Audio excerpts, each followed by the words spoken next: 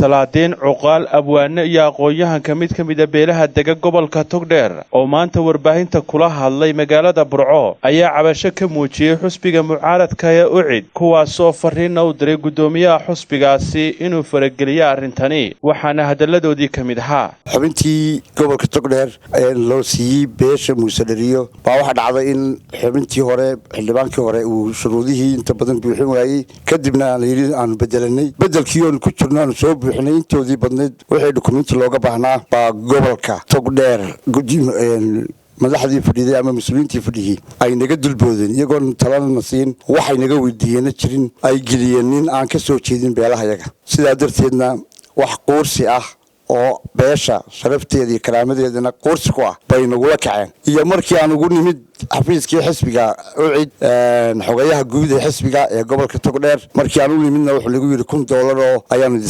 diihaynaa taasina waxay lafjab ku tahay qaranimada Soomaaliland iyo sharaftii karaamada beesha aan ka soo jeedo aan wahay chief aqalka guud aan chief aqal barkad Xaaji Cabdi Cige ahna chief aqalkii beelweynta reer Sheekh Muusdariyo waxaan dhammaan halkan ka cadeynaa haddana cuqaashi iyo salaadiintii iyo waxgaradkii beesha in booskayagii la siiyay nin naga dhaqaale badan sidaan u aragnaa leeyahay waa idiga qabiil wanaagsan yahay xildhibaanadii kootada ahaa ee saddexda xusbi qarqaateen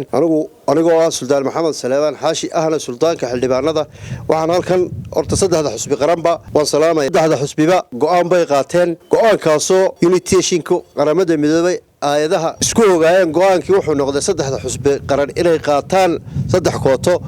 labada xusbiga kale waxaan leeyahay waad mahadsantiin Allah macak cadaaladii ayaad muujisay musabbixi oo kulmiyo boorama iyo Cabdiraxmaan Cirro oo qaatay xubintii kale ee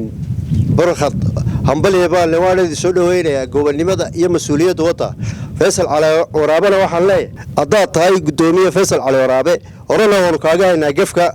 noocaasa in haday daacad ka ahayd iyo hadaan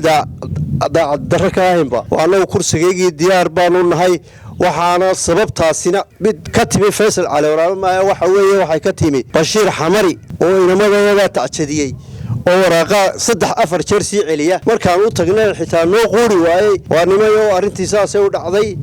labadiina inama boosishinkii way buuxin waayeen gudoomiyaha xusbigu wuxuu igu yiri Faysal waa nimankii booskii baynu ku buuxinay waxaad u geysaa nimankii ay ka dhaxaysay hawshu inamada kharashkii ka baxay systemka xusbigu dhigaayo ama ajantu dhigaya waa noocaas kharashkii inamada ka baxay u celiyo isu geey xildhibaanka kale aynu meeshii ku buuxinay wuxuu noogu jawaabay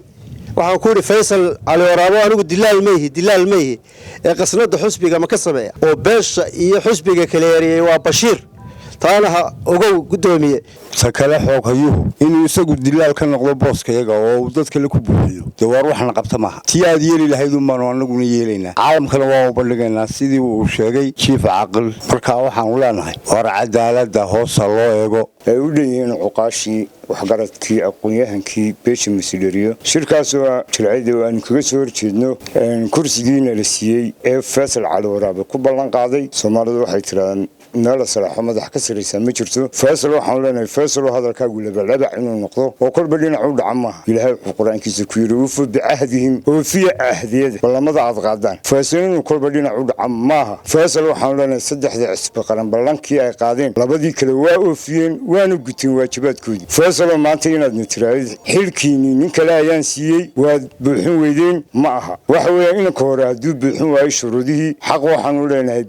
bedelaadii markii aanu Faysal waxa uu yiri waa idinka buuxsamay isagoo nin kale markaa ku magacaabay waxaan leenahay Faysal taas midna qabata maaha wadada ay mareen labada xisbi qaran ee kale inaad martida ayaa ku waajiba waxaan leenahay hadaan nahay Burco gobolka Togdheer ballankii aad noo qaaday ayaanu ka rabnaa lacag wax la yiraahdo ma doonayno lacag waa naga baxday sheyga kale oo maanta kaaga fadhina waa kursigii aad ballan qaaday booska hadii uu buuxin waayay ninkaas waxaanu hadda u haynaa oo u taagan nin diyaar ah oo annaka oo nin Muusdariyo oo wax alaalay wax ka dhimanay aan jirin asad colaad ayaanu u haynaa haddana diyaar baan u nahay hadda iminka waxa inankayga yaraa oo calaaleeyay lacag baanu siinayna taasuna xisbiga midaanu ka geeyno iyo midaanu ka qabno midna maaha ninka iminka habar jecel sheeganaya ee doonaya inuu booskayaga ku galo nin Muusdariyo caalamka waxaanu sheegaynaa ama ummadda baanu sheegaynaa ma aha ninkaas oo nin Muusdariyo waa nin habar jecel xisbiga ogol yahay nin baanu soo diyaarnay ninkaas waa ninkii markii hore ka tanaasulay waa asad colaad ninkii leeyahay